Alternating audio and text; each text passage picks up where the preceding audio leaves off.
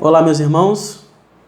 Mais uma vez, muito feliz de estar aqui com vocês para nós aprendermos da Palavra de Deus, nós estudarmos e meditarmos, como nós temos feito toda semana, e estudando ali o livro de Neemias, que tem sido muito enriquecedor para mim e eu espero que para vocês também. Então, nós estamos iniciando mais uma aula da nossa Escola Bíblica Dominical, na classe de Teologia Bíblica do Antigo Testamento, que tem estudado o livro de Neemias. Nós já estudamos o livro de Esdras, nós estamos agora chegando à parte final do livro de Neemias. Nós vamos ter, pela graça de Deus, mais esta aula que estamos fazendo agora e mais uma, e depois disso nós vamos seguir para uma outra fase, um outro momento em que eu vou estou terminando de fechar os detalhes e já, nessa próxima semana eu vou estar informando os irmãos. Mas, voltando à nossa classe, nós temos estudado o livro de Neemias e nós vimos nos últimos domingos o quão desafiador foi o trabalho de Neemias. Nós vimos aí nos capítulos 4, 5 e 6 que ele enfrentou uma série de dificuldades no trabalho ali de reconstrução do muro. E nós descobrimos no capítulo 7 que ao chegar à conclusão do muro, o trabalho se estende. Havia um trabalho real por trás do trabalho de reconstrução da alvenaria, que é justamente o de resgatar a identidade do povo de Deus. Então, Neemias, no capítulo 7, como nós vimos, Neemias trabalhou para isso, e para isso, Neemias, ele chamou pessoas que foram ajudá-lo, e ele convocou o povo a relembrar o objetivo, o seu propósito. Então nós vimos aí Neemias iniciando esse trabalho e hoje nós vamos dar um salto bem grande no nosso livro. Nós vamos estudar de forma mais detalhada, mas não com todos os detalhes, os capítulos 8, 9 e 10 do livro de Neemias. E antes que os irmãos possam pensar, Diego, mas não vai ser pouco tempo, mas a questão é que os capítulos eles estão relacionados, de forma que vai ser, entendendo os capítulos, vai ser enriquecedor para nós e para vocês, que vocês entendam eles como um conjunto, né? Como um conjunto maior ali, uma série de ações que foram tomadas, e nós vamos ver que não foi só por Neemias, em direção a um avivamento. E vocês bem lembram que um avivamento é uma palavra que eu tenho usado muito quando a gente vai estudar Esdras e Neemias, porque a gente está falando de um povo que voltou do exílio, voltou de uma situação de apatia, de uma situação de distanciamento da sua identidade, e eles precisavam reavivar essa identidade, a identidade como povo de Deus. Então, nós vamos ver ali o trabalho de Esdras e Neemias, principalmente de Neemias aqui, na reconstrução dos muros, mas também de um reavivamento bíblico. E é aí que nós vamos estar trabalhando hoje. Então eu peço que você, meu irmão, já tenha estudado o livro de Neemias, lido pelo menos, né, estudado, né, você sempre pode estudar, mas lido o capítulo 8, o capítulo 9 e o capítulo 10. É interessante você mesmo desenvolver suas perguntas, é interessante você mesmo, né, procurar saber ali, tirar suas dúvidas e fazer suas indagações. E nós vamos provavelmente responder a quase todas as suas indagações hoje nessa leitura.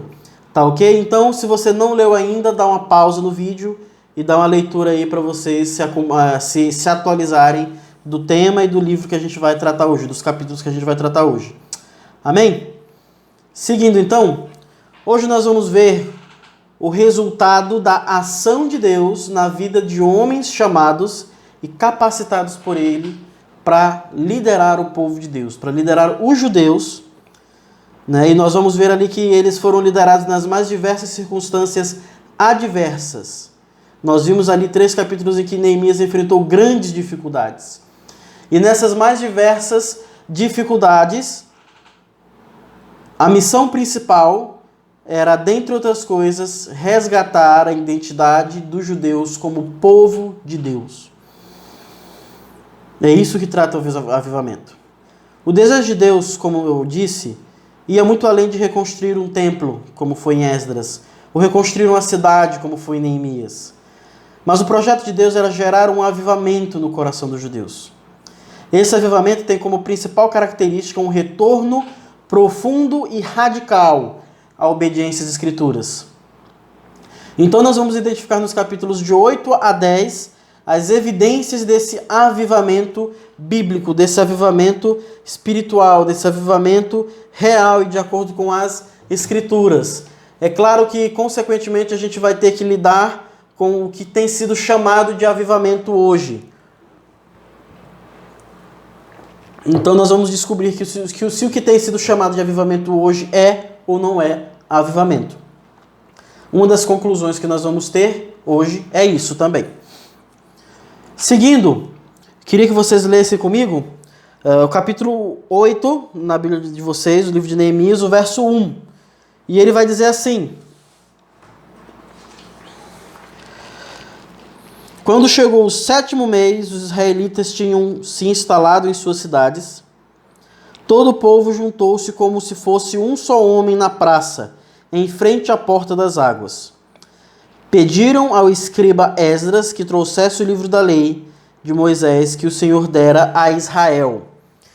Identificando as primeiras coisas aqui, né? Após um período de instalação do povo, e aí a gente tem aqui o 7º mês. Se vocês olharem lá em Levítico nos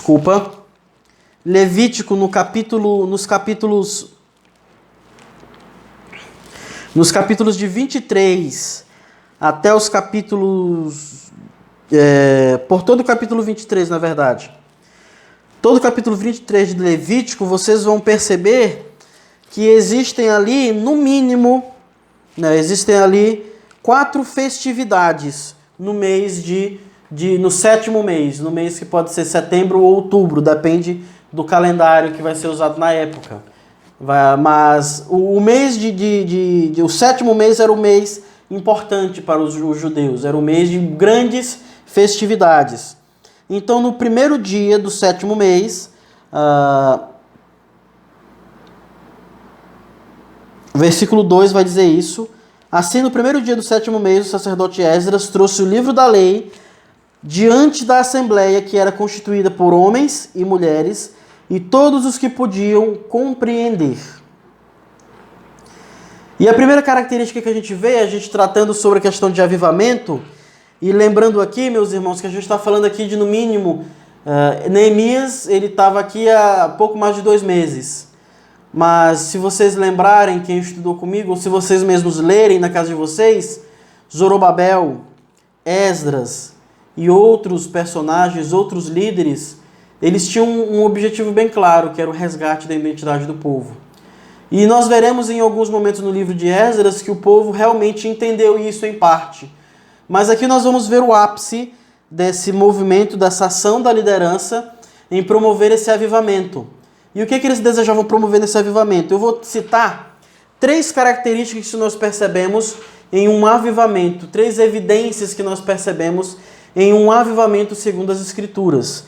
E a primeira característica que eu quero citar com vocês é justamente quando nós vamos falar do sujeito, quem é o personagem principal do capítulo 8, ou melhor, quem é o personagem principal do capítulo 8, 9 e 10. A ação, quem executa a ação. Obviamente a gente está dizendo, sempre pensando que Deus é o primeiro a agir. Mas ali no relato da história do capítulo 8, o personagem principal é o povo. Percebam lá na Bíblia de vocês. Logo no verso 1 do capítulo 8. Todo o povo juntou-se como se fosse um só homem na praça, em frente à porta das Naquele tempo, as cidades fortificadas, normalmente em frente a cada uma das portas, havia uma praça, e a praça não era um local de recreação, a praça era um local onde se faziam reuniões solenes para julgar casos, para decidir transações comerciais, para executar o comércio. Se executava ali na praça, próximo às portas da cidade. Reuniões solenes, como eu falei. Então o povo se reuniu em uma reunião solene, mas é interessante que o escritor aqui, ele vai dizer que o povo se reuniu como se fosse um só homem. Deus, ele criou um nível de unidade tão profundo que o autor, ele descreve esse momento como se todo o povo tivesse em um só homem, como um só. E essa unidade, ela se baseava em quê? Se baseava num senso de identidade, de que eles eram o povo de Deus, e se baseava na necessidade de conhecer a vontade de Deus. Comunhão por comunhão não existe. Quer ver? Olhem lá em Atos, capítulo 2.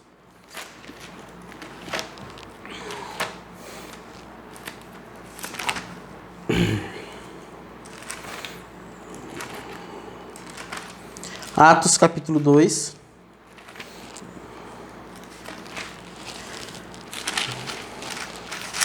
Nos versículos 42.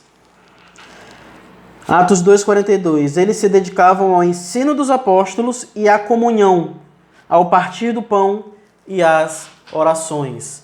Tudo estava interligado. O ensino dos apóstolos gerava comunhão, gerava um instinto de cuidado e gerava necessidade de orações. Incentivava, educava o povo à oração. Então o povo aqui, em seu senso de identidade, eles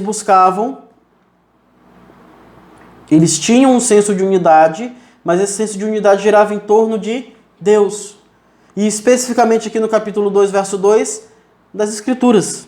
No verso 1 mesmo já vai dizer: eles pediram. Quem pediu? O povo. Todo o povo juntou-se como um só. Pediram o escriba Esdras que lesse o livro da lei. A unidade ela era resultado do mesmo desejo de ouvir, conhecer e entender a palavra de Deus. E vocês podem ver isso em todo o capítulo 8. Vejam lá no verso 3. Leiam o verso 3 na Bíblia de vocês comigo. Ele leu em alta voz desde o raiar da manhã até o meio-dia, de frente para a praça, em frente à porta das águas, na presença dos homens, mulheres e de todos que podiam entender. E aqui você vê qual era a constituição desse povo. Não era só homens, mas eram todos que podiam entender. O autor ele deixa claro aqui: homens, mulheres e todos que podiam entender. Até criança, em uma idade que pudesse entender, estava lá. E o final do verso 3. E todo o povo ouvia atentamente a leitura do livro da lei. Todo o povo. Perceba o desenvolvimento no verso 3, no capítulo 3, verso 5. Quem é que vai ser o personagem principal lá? Esdras abriu o livro da lei diante de todo o povo. Primeira ação de Esdras. Mas como é que o povo reage? E este podia vê-lo, pois ele estava no lugar mais alto. E aí vem a reação do povo. E quando abriu o livro da lei, o povo todo se levantou.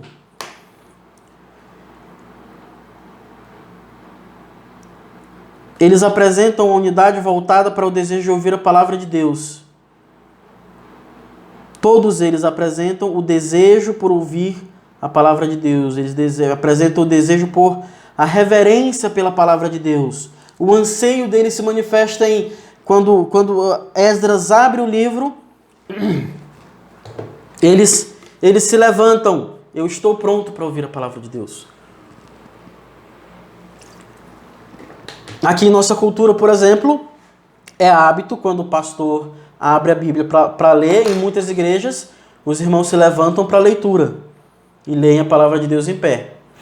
Mas em todas as igrejas é universal isso, esse entendimento.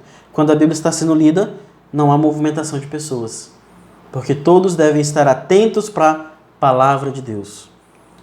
Eu sou de uma época, eu peguei já o final dessa época talvez, em que se você chegasse atrasado e você chegasse no momento da leitura, você não entrava até que se terminasse a leitura.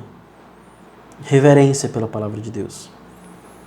Você não fazia essa movimentação para evitar que as pessoas se desconcentrassem. O povo se levantou. E é interessante, no verso 6, nós vamos ver a continuação disso. O que é que vai se dizer no verso 6? Leia na Bíblia de vocês. Esdras louvou o Senhor, o grande Deus, e todo o povo ergueu as mãos e respondeu: Amém, Amém. Então eles adoraram ao Senhor, prostrados, rosto em terra. Então você vê, a reação e a sensação é que era uma pessoa só. Todos falavam em uníssono. Ele respondeu, como se fosse uma pessoa só, mas era o povo. E esse povo era constituído por homens, mulheres e todos que podiam entender. Desde crianças, estrangeiros que conheciam o idioma. E aí nós vamos ver também a continuidade disso a partir do verso 7. E o verso 7 e 8 vai dizer que o povo continuou a ouvir a lei e os levitas continuaram instruindo o povo mesmo depois disso. E o verso 7 ele vai dizer no final, leiam comigo o verso 7 todo para a gente entender. Os levitas Jesuá, Bani, Serebias, Jamim, Acube, Sabetai, Odias, Maacéias, Quelita, Azarias, Josadabe, Hanã e Pelaias instruíram o povo na lei, e todos permaneceram ali. Leram o livro da lei de Deus, interpretando e explicando, a fim de que o povo entendesse o que estava sendo lido. Todos estavam atentos, todos estavam envolvidos nesse movimento. Então nós vemos a evidência de um avivamento em uma unidade que caminha em direção a conhecer a Deus, a entender a vontade de Deus e a aplicar a vontade de Deus. E nós vamos ver que eles procuram aplicar aqui, no decorrer do versículo. Eles procuram e insistem em aplicar a lei. Não é aquele grupo de pessoas que, eu quero servir a Deus, mas aí quando Deus exige algo, eles dizem, isso é demais para mim. Eles vão ver aqui que eles estavam praticando uma coisa errada, e eles vão dizer, então vamos fazer o certo. Continuando, nós vamos ver que durante a leitura do livro da lei, a gente está falando aqui, primeiro dia do sétimo mês, era conhecido como a Festa das Trombetas, o primeiro dia do sétimo mês. Então aqui era uma festividade de alegria. Só que à medida que foi se lendo a palavra de Deus, foi se ensinando e explicando a palavra de Deus, qual era a reação do povo? Olha na Bíblia de você no verso 9. Então Neemias, o governador, Esdras, o sacerdote e escriba, e os levitas que estavam instruindo o povo disseram a todos. Novamente, todos. Todos é o personagem principal desse capítulo, meus irmãos.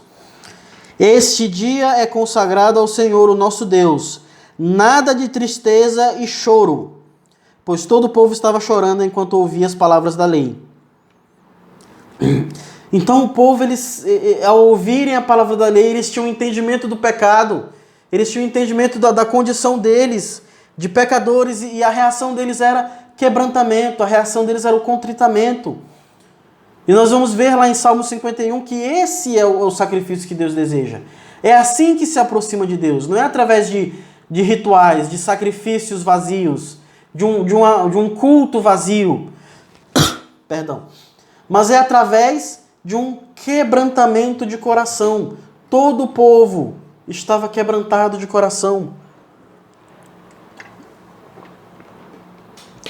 No capítulo 9 vamos descobrir que o choro que o povo tinha era pelos seus próprios pecados, a consciência do seu próprio pecado, como também a consciência dos delitos das suas gerações anteriores. O senso ali de identidade, de fazer parte de um povo que ofendeu a Deus. O desespero que nós vemos ali em, meu Deus, eu te ofendi.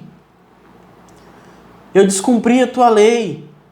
Tu foste tão bondoso comigo. Nós vamos ver aqui a bondade do Senhor sendo descrita. Então Neemias e os líderes ali, eles têm que intervir, orientando o povo a entenderem aquele momento. Aquela festividade representava um novo momento, um novo começo para eles, a festa das trombetas. E aí nós vemos o povo entendendo, o povo sendo sensível à liderança ali. O povo ouvindo. Olhem na Bíblia de vocês, no verso 10. E acrescentou Neemias: podem sair e comam e bebam do melhor que tiverem, e repartam com os que nada têm preparado. Este dia é consagrado ao Senhor. Não se entristeçam, porque a alegria do Senhor os fortalecerá.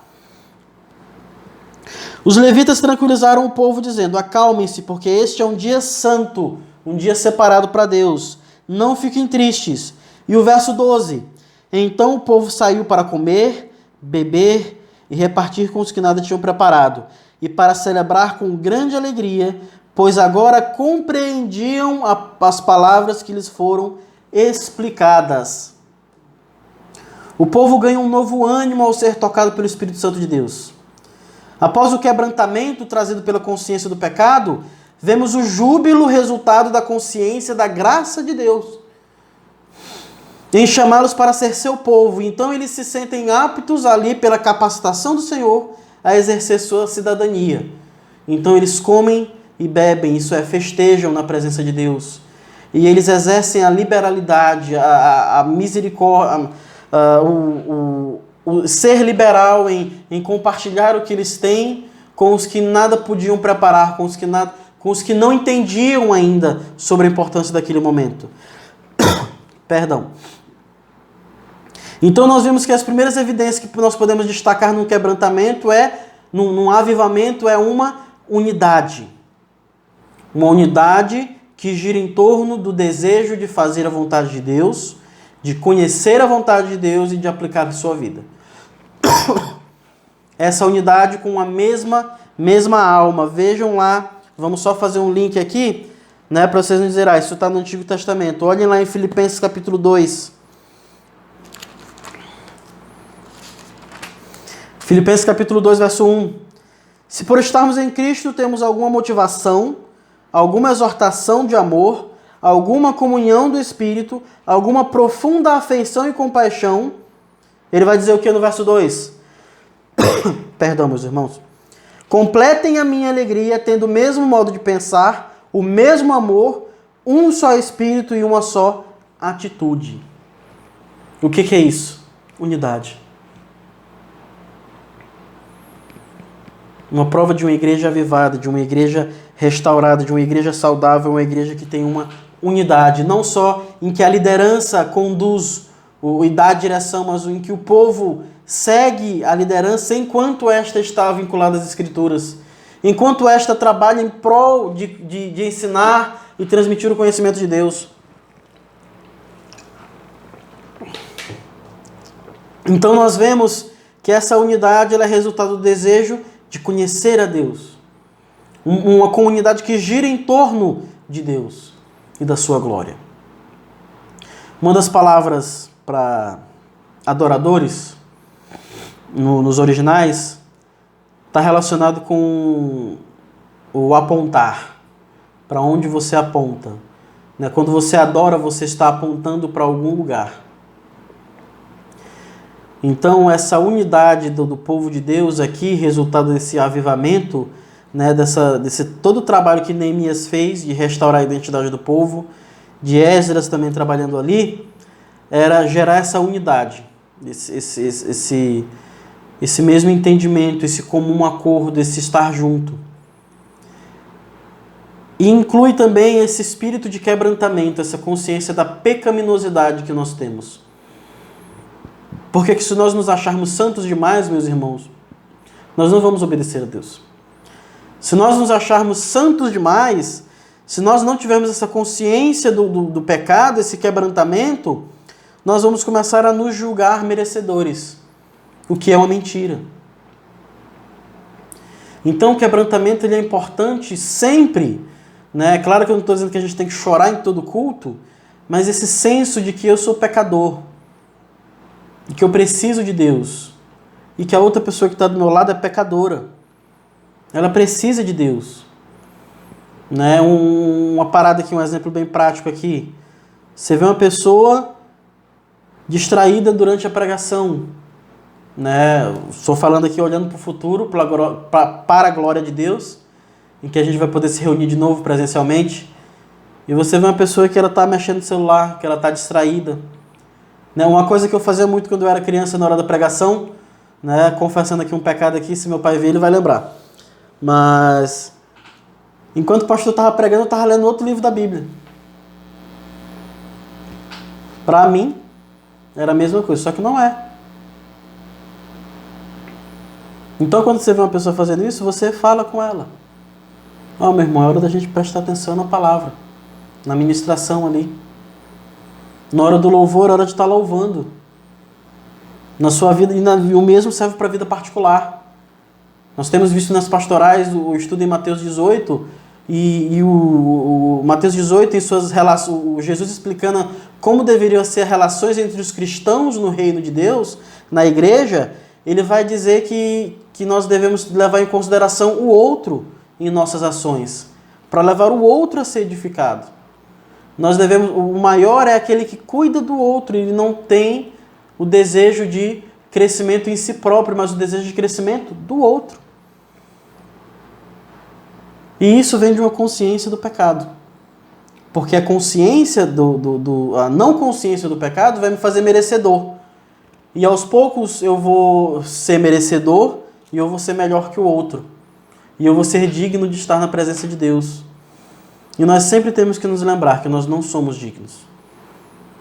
A dignidade que nós temos de entrar na presença de Deus está em Cristo Jesus.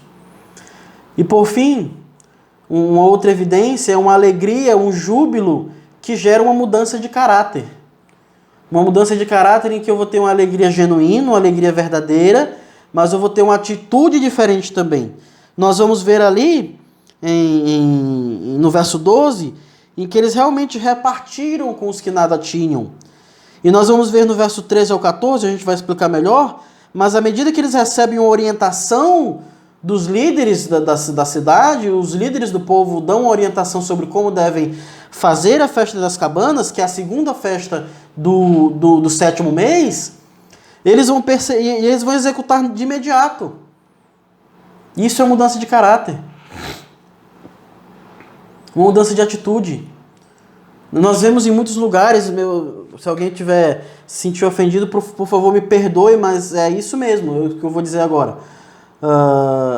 As pessoas elas querem transmitir uma espiritualidade dentro da igreja, dentro do templo, no meio dos irmãos, mas em sua vida particular elas não zelam por essa espiritualidade. Né? Os pais não zelam em demonstrar isso aos filhos. Né? A criança ela tem uma mente dividida, porque ela vê o pai com uma atitude em casa e outra na igreja. E daqui a pouco seu filho está desenvolvendo...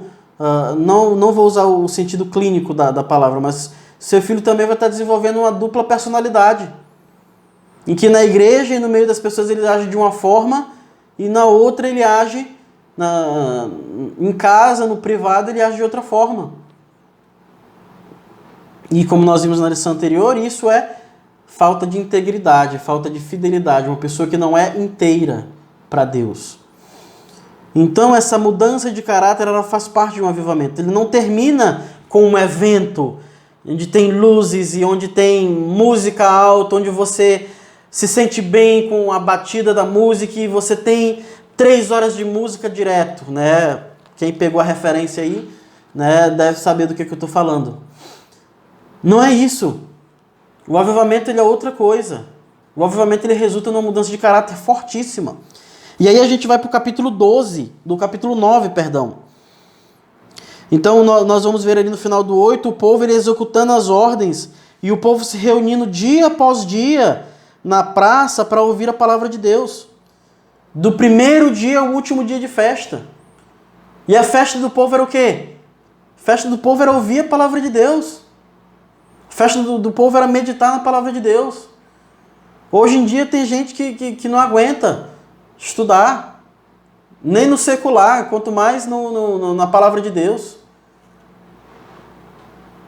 O avivamento ele gera um desejo, meu irmão. O avivamento ele é um desejo pela palavra de Deus, de conhecer a vontade de Deus, de fazer a vontade de Deus. E aí nós vamos ver no capítulo 9, partindo já para um outro momento. Aqui eu não consegui localizar a festividade, mas aqui dá-me a entender, o verso 1 do capítulo 9 vai dizer o seguinte: no 24º dia do mês, os israelitas se reuniram, jejuaram e vestiram pano de saco e puseram terra sobre a cabeça. Os que eram de ascendência israelita, verso 2, tinham se separado de todos os estrangeiros, levantaram-se de seus lugares, confessaram seus pecados e a maldade dos seus antepassados. Aqui nesse contexto dá a entender que nós estamos falando do dia da expiação. Ali em Levítico, deixa eu só Levítico 16. Deixa eu só confirmar que eu não sou muito bom em decorar muito número assim. Me perdoe. Exatamente, dia da expiação, Levítico 16. Então o povo se reúne ali para estudar a palavra de Deus mais uma vez, só que num momento diferente.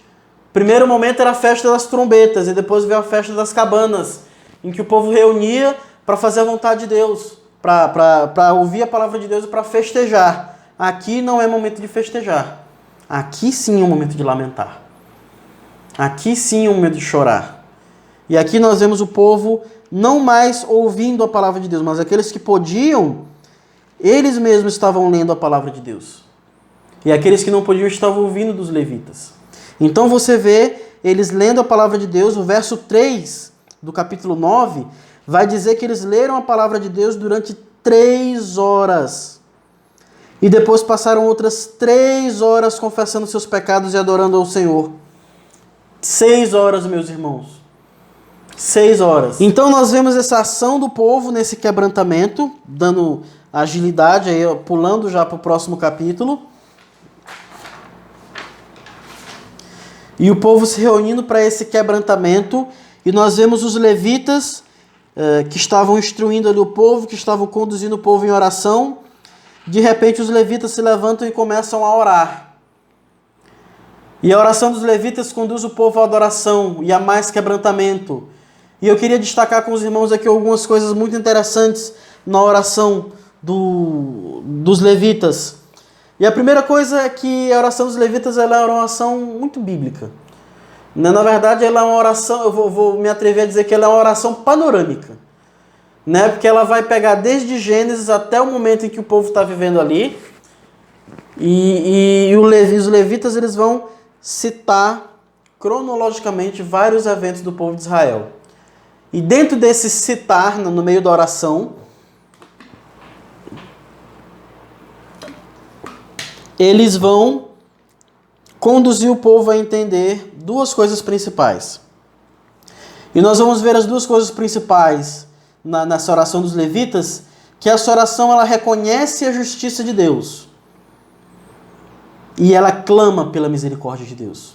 Vamos ver? Vejam na Bíblia de vocês comigo, capítulo 9, verso 5. E os levitas Jesuã, Cadmiel, Bani, Hasabneias, Serabias, Zodias, Sebanias e Petaías conclamaram o povo dizendo: levantem-se e louvem ao Senhor, o seu Deus, que vive para todo o sempre.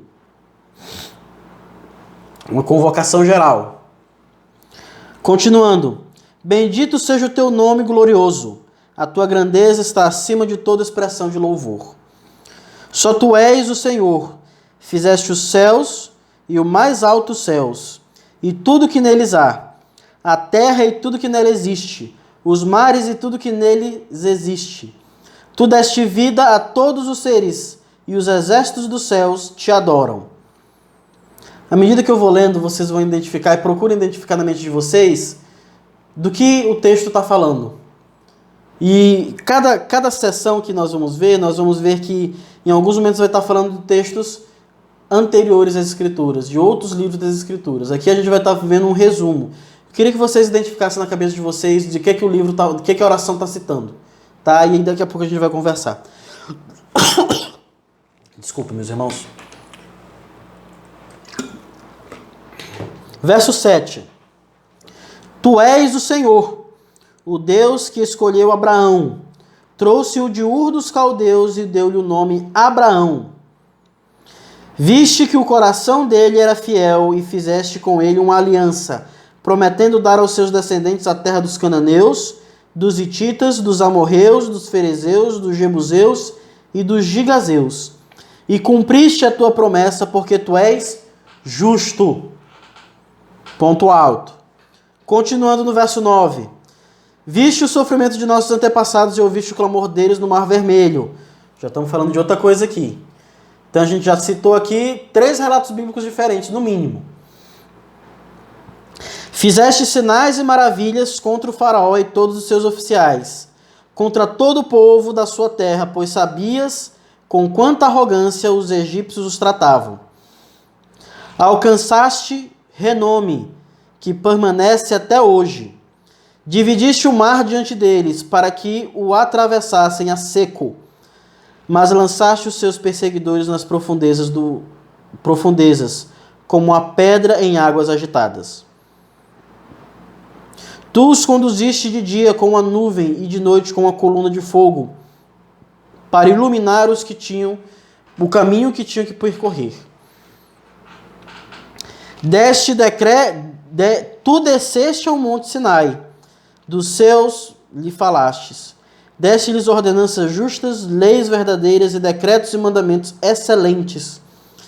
Fizeste com que reconhecessem o teu sábado, e lhes deste ordens e decretos e leis por meio de Moisés teu servo.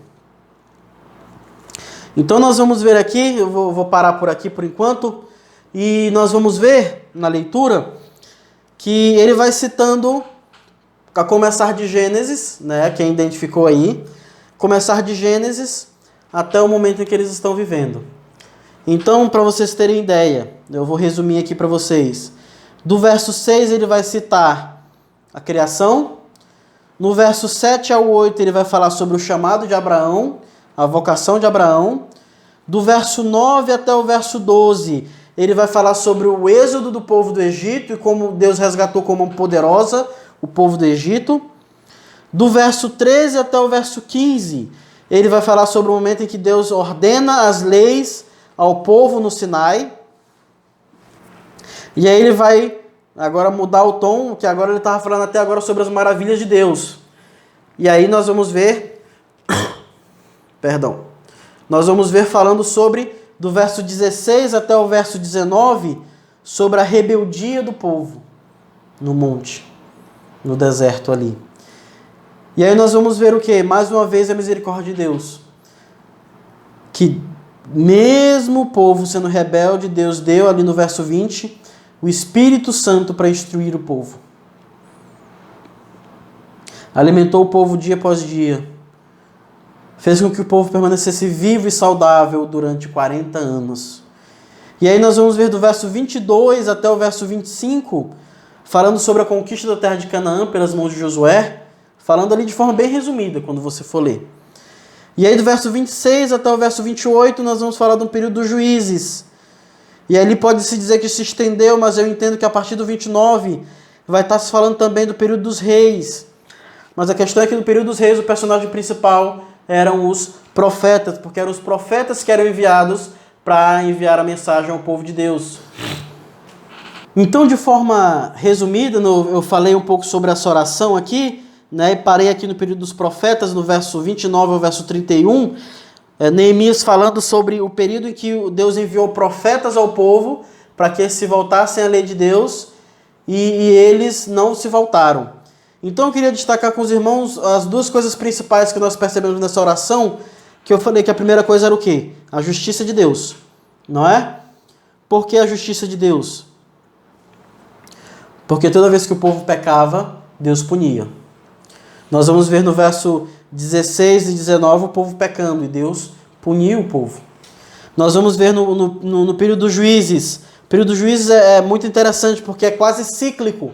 E esse problema cíclico do povo de Israel se repete a todas as gerações. Leiam com vocês na Bíblia de vocês comigo. Mas foram desobedientes e se rebelaram contra ti. Verso 26 do capítulo 9. Mas foram desobedientes e se rebelaram contra ti. Deram as costas para a tua lei. Mataram os teus profetas, que os tinha advertido que não se voltassem para ti. Que os tinha advertido que se voltassem para ti. E te fizeram ofensas detestáveis. Por isso tu os entregaste nas mãos de teus inimigos. Que os oprimiram. Mas quando foram oprimidos, clamaram a ti.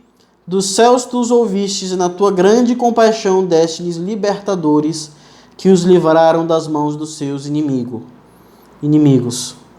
Mas tão logo voltavam-se a ter paz, de novo faziam o que tu reprovas. Então os abandonavas às mãos dos seus inimigos, para que os dominassem sobre eles. E nós vamos ver esse ciclo, essa condição cíclica do povo E aí em desobedecer, sofrer, clamar, ser resgatado por Deus. E aí voltavam a desobedecer de novo. E nesse momento Deus punia. Então, como eu falei, a oração dos levitas ela era fundamentada na revelação de Deus. E a oração dos levitas ela cita fortemente a justiça de Deus, revelada através da história do povo de Israel, através das Escrituras. Mas eles procuravam evidenciar isso, mas eles procuravam evidenciar muito mais algo além. Eles clamavam pela misericórdia de Deus. E nós vamos ver também uma oração fundamentada na graça de Deus, evidenciada nas Escrituras. Uma graça de Deus revelada nas Escrituras. Por que eles clamavam por misericórdia? Porque Deus disse que daria misericórdia a eles, na sua aliança. Lá em Deuteronômio, nós vamos ver isso ser explicado mais de uma vez. Se vocês desobedecerem, eu vou punir vocês. Mas se vocês se arrependerem e se voltarem para mim, eu libertarei vocês. Eu derramarei minha misericórdia sobre vocês. Então, essa oração ela tinha esse objetivo. E aí nós vamos ver, por fim, lá no verso 32 do capítulo 9, os levitas fazendo justamente esse clamor à aliança e à misericórdia de Deus. Leiam comigo na Bíblia de vocês, verso 32. Agora, portanto, nosso Deus, ó Deus grande e poderoso e temível, fiel à tua aliança e misericordioso, não fiques indiferente a toda a aflição que veio sobre nós, sobre nossos reis e sobre nossos líderes, sobre nossos sacerdotes e profetas, sobre os nossos antepassados e sobre todo o teu povo, desde os dias dos reis da Síria até hoje. Reis da Síria, que a gente está falando aqui, desde o período em que Israel, a nação do norte, ainda existia. Naquele tempo o povo já sofria opressão pelos reis assírios, depois vieram os reis babilônicos e agora vieram os reis medo-persas. E por que eles eram oprimidos? Porque eles moravam na terra que Deus deu para eles, mas eles não podiam desfrutar dela. Os impostos levavam a melhor parte. O Império Persa levava a melhor parte. Então a petição deles não estava baseada em um desejo aleatório de pedir a Deus com o intuito de conquistá-lo. O pedido deles era direito deles porque Deus disse que daria. Deus disse que daria essa misericórdia a eles.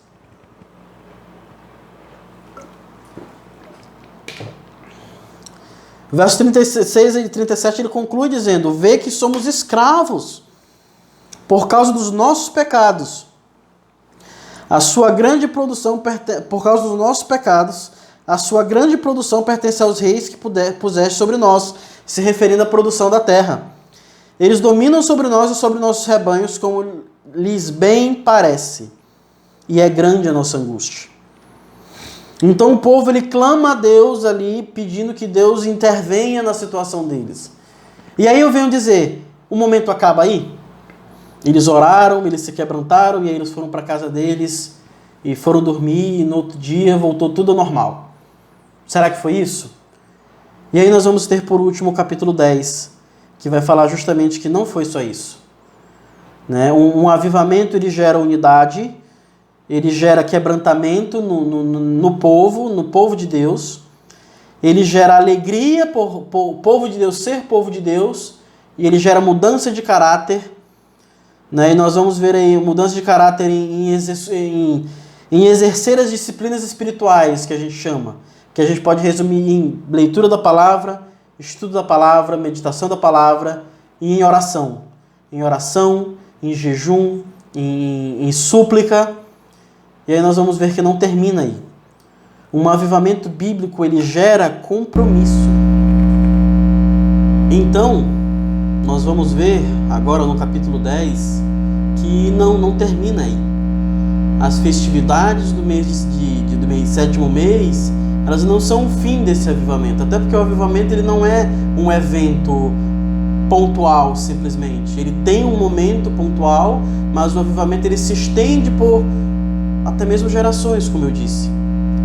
Então, diferente dos avivamentos que nós vemos em nossos dias, o avivamento bíblico ele tem uma ação pontual de Deus na história humana, mas ele não se resume somente nisso. O avivamento em si gera frutos que atingem não somente o povo de Deus, mas atinge o mundo e atinge gerações. Eu posso afirmar com segurança para os irmãos que nós somos resultado de vários avivamentos que Deus promoveu na história do seu povo, tanto do povo de Israel como da igreja. Nós vamos ver no momento da igreja grandes avivamentos, logo em Atos ali, em que a palavra ela começou a ser pregada fortemente ali nas regiões de Samaria, na região de Antioquia, e começou a se estender além dos gentios. Isso veio de um movimento, de uma ação de Deus movendo o coração da igreja. Nós vamos ver na história da igreja grandes avivamentos, do qual posso afirmar que a reforma foi um deles. Então, o avivamento bíblico, ele gera compromisso. E é sobre isso que tem a ver o capítulo 10. Sobre o compromisso que veio resultado desse avivamento causado por Deus no coração do seu povo. No coração tanto individual do seu povo, quanto como um coração da comunidade como um todo. Então, os judeus, após as festividades do 7º mês, a gente está falando ali de setembro ou outubro, depende do calendário. Os calendários antigamente eles eram um pouco diferentes do nosso. Existem localidades que usavam até 2 calendários.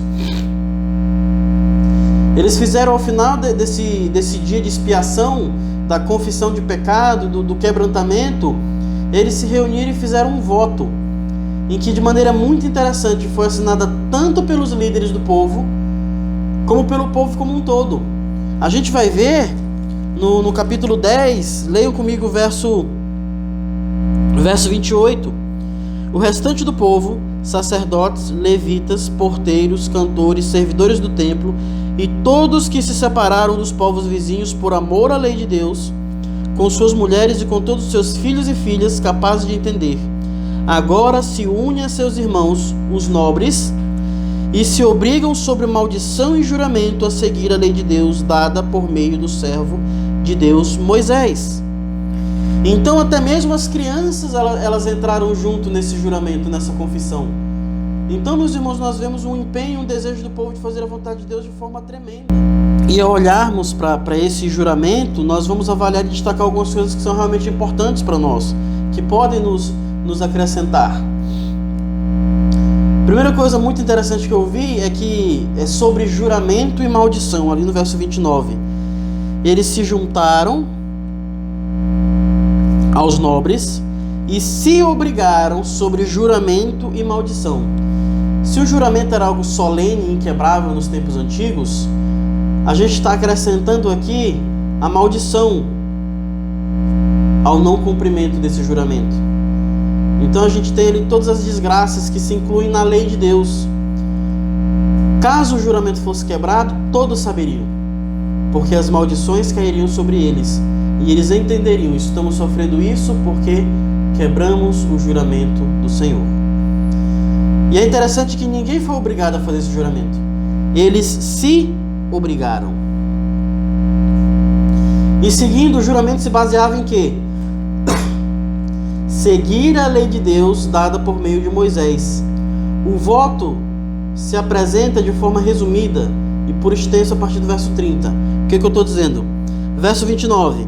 Agora se une a seus irmãos, os nobres, e se obrigam sobre maldição e sobre juramento a seguir a lei de Deus dada por meio do servo de Deus, Moisés, e a obedecer fielmente todos os mandamentos, ordenanças e decretos do Senhor, o nosso Senhor. Então aqui, de forma bem resumida, no verso 29, eles estavam se prendendo a quê? A todos os mandamentos de Deus, a todo o Pentateuco, a toda a Torá, a toda a lei de Deus. E aí, nós vamos ver alguns destaques a partir do verso 30, mas por que vai se dar esse destaque? Vai se destacar justamente aquilo em que o povo estava mais pecando naquela geração. Então eles fazem questão de não só resumir toda a lei de Deus, mas eles fazem questão de destacar aonde o povo daquela geração estava pecando e o compromisso que eles estavam fazendo de não mais caminhar dessa forma. Então leiam comigo versículo por versículo que nós vamos analisar. No verso 30 vai dizer assim: Prometemos não dar nossas filhas em casamento aos povos vizinhos, nem aceitar que as filhas deles se casem com os nossos filhos. E aqui a gente vê um problema antigo, né? Problema ali desde o período de Esdras, quando Esdras chegou. Então aqui eles estavam reafirmando aquilo que eles fizeram no voto que fizeram ali no final do livro de Esdras. E aí nós vamos ver que eles estavam procurando santidade em seus relacionamentos, preservar a linhagem santa, né? Eles estavam procurando de fato criar e obedecer a Deus em sua santidade, em seus relacionamentos. Como a gente viu anteriormente, tinham estrangeiros no meio do povo, tinham estrangeiros inclusive entre as festividades, mas eles não dariam suas filhas em casamento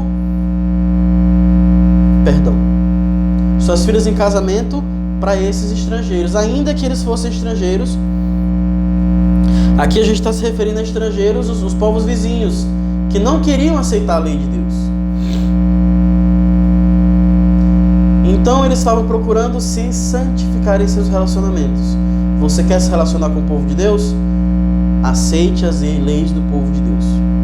Essa é a ideia. Verso 31, acompanhe na Bíblia de vocês, do capítulo 10. Quando os povos vizinhos trouxerem mercadoria ou cereal para venderem no sábado ou em dias de festa, não compraremos deles nesse dia. Cada 7 anos abriremos mão de trabalhar a terra e cancelaremos todas as dívidas. E aqui, meus irmãos, a gente tem algo que talvez seja inédito.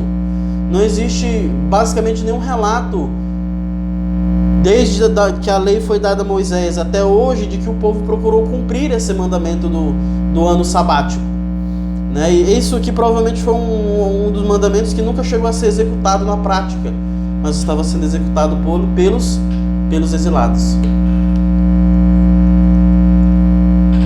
Respeitar o sábado de Deus. E aí eles estavam ali criando santidade em suas relações de mordomia, em sua relação de economia, criando uma economia santa. E aqui, quando eu falo criar uma economia santa, a gente pensa muitas vezes que santidade na economia é o dar meu dízimo. Eu dei meu dízimo, eu posso fazer o que eu quiser com o meu dinheiro. Não é assim.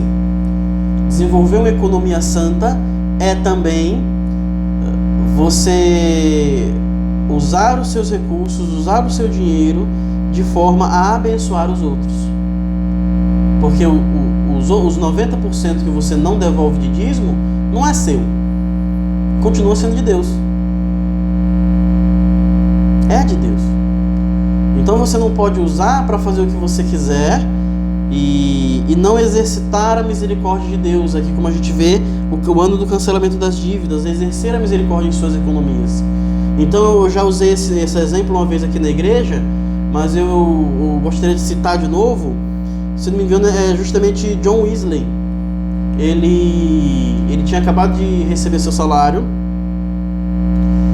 e ele chegou no mercado, numa feira, e escolheu alguns quadros para ele comprar. E ele comprou vários quadros para enfeitar o escritório dele. E quando ele chegou em casa, ele botando os quadros na parede, ele viu e percebeu que a sua empregada, a sua assistente doméstica, ela estava sem casaco. Ela não tinha um bom casaco. E quando ele viu isso, ele procurou enfiar a mão no bolso para dar algum trocado para ela poder comprar um casaco para ela, só que ele já tinha gastado tudo. E nesse momento ele ficou profundamente indignado com ele mesmo, profundamente triste, porque ele percebeu que ele tinha gastado todo o dinheiro que Deus tinha dado para ele com quadros, mas ele não tinha guardado nenhum dinheiro para ajudar os necessitados, para abençoar as outras pessoas. E a partir daí ele começou a desenvolver um hábito de reservar uma boa parte do seu dinheiro para ofertar, para ajudar as pessoas, para exercitar a misericórdia. Então nós também devemos oferecer uma santidade na nossa economia. E no verso 32 ao 34 nós vamos ver uma santidade na nossa adoração. Leiam na Bíblia de vocês do capítulo 4, a partir do verso 32. Assumimos a responsabilidade de, conforme o mandamento, dar anualmente 4 gramas para o serviço do templo do nosso Deus, para os pães consagrados, para as ofertas regulares de cereal e para os holocaustos, para as ofertas dos sábados, das festas da lua nova e das festas fixas, para as ofertas sagradas, para as ofertas pelo pecado, para fazer propiciação por Israel, para as necessidades do templo do nosso Deus.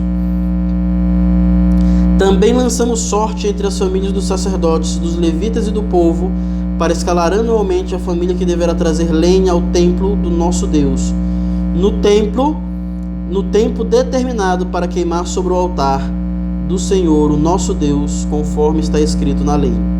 Então nós vamos ver também aqui o desenvolvimento de um culto santo, um culto que era feito conforme o final do verso 34 vai dizer muito interessante, conforme está escrito na lei. E aí eu quero fazer uma retrospectiva com os irmãos e nós olharmos lá para Davi, quando ele pegou a arca de Deus e foi levá-la para Jerusalém a primeira vez. Vocês lembram do que aconteceu?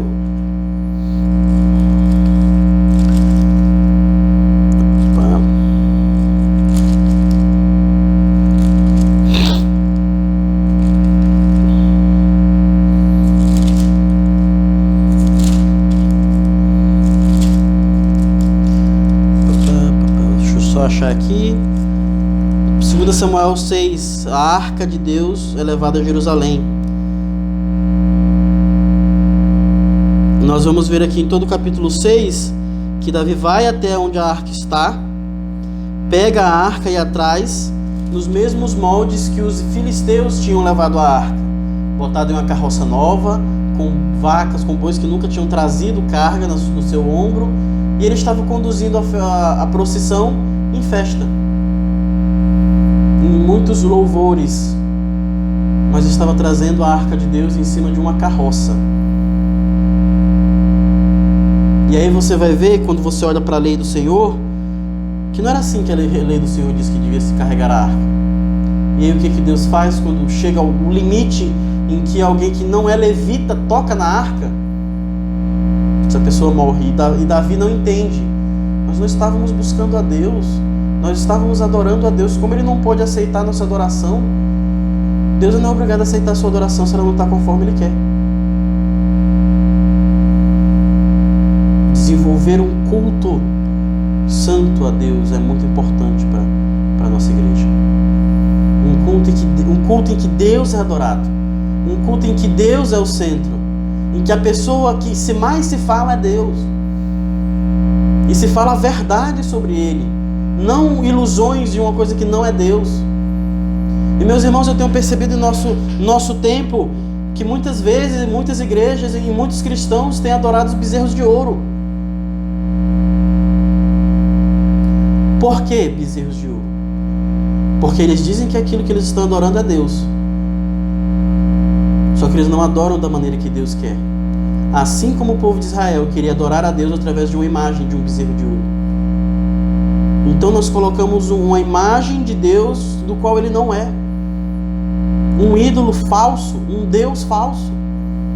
Um Deus menor. Um Deus que nós podemos manipular. Um Deus em que eu posso falar da maneira que eu quero. Um Deus que não entra na minha casa, não entra na minha intimidade, Ele só fica lá no templo. E eu adoro, eu choro, eu faço toda aquela cena, me perdoe a palavra, e minha vida não muda em nada. E nós vemos aqui que um verdadeiro avivamento, ele gera uma mudança, gera um compromisso de fazer a vontade de Deus.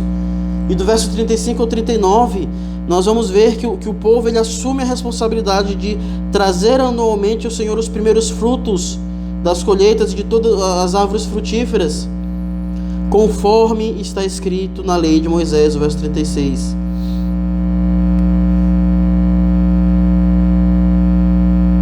E ele termina no final do verso 39: não negligenciaremos o templo do nosso Deus, desenvolveremos uma cultura de adoração a Deus conforme a sua palavra. O verdadeiro avivamento aponta para as Escrituras e cria uma cultura de adoração, uma comunidade de pecadores regenerados que vai adorar a Deus de acordo com sua palavra e não de acordo com sua própria vontade.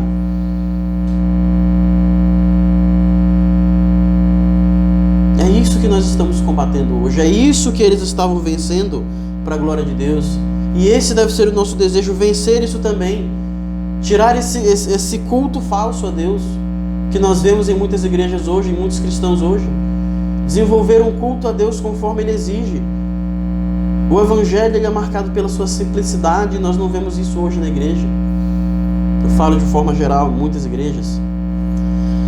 Concluindo, em resumo, nós vimos que, segundo a palavra de Deus, o avivamento é uma ação de Deus intervindo na história do seu povo através de chamando líderes que conduzirão o povo na palavra de Deus em todas as circunstâncias, principalmente as adversas, principalmente quando estão passando por conflitos. E isso vai gerar no povo de Deus, né, lembrando que ainda é Deus agindo, essa ação de Deus gera no povo de Deus um coração completamente voltado para Deus, em quebrantamento e em desejo sincero de realizar a sua vontade, de ser o seu povo. O avivamento ele não afeta somente o povo de Deus, mas ele afeta todas as pessoas e toda a comunidade onde esse povo de Deus está incluído. Ele afeta gerações. Então Deus ele deseja levantar pessoas que vão de fato afetar, impactar gerações através de um avivamento que é o retorno à sua palavra. Um avivamento que gera uma mudança de caráter, uma mudança de atitude. Então, meus irmãos, o meu desejo é que nós possamos caminhar a cada dia para esse avivamento. Nós possamos orar pedindo a Deus que Ele capacite nossa liderança a nos conduzir na palavra de Deus. Que Deus gere no nosso meio uma unidade e um entendimento de pecaminosidade, um quebrantamento que nos faça olhar para nós mesmos com os olhos de que nós somos pecadores. Que gere em nós um desejo sincero de fazer a vontade de Deus, mesmo que isso seja nos tirar da nossa zona de conforto, mesmo que isso seja nos incomodar, mesmo que isso nos incomodar, eu me refiro no começo, mesmo que isso gere um desconforto inicial, mas é a vontade de Deus. E devemos orar, meus irmãos, e caminhar em direção a um avivamento que vai nos capacitar no Senhor a impactar a nossa cidade, impactar o nosso estado, impactar as próximas gerações.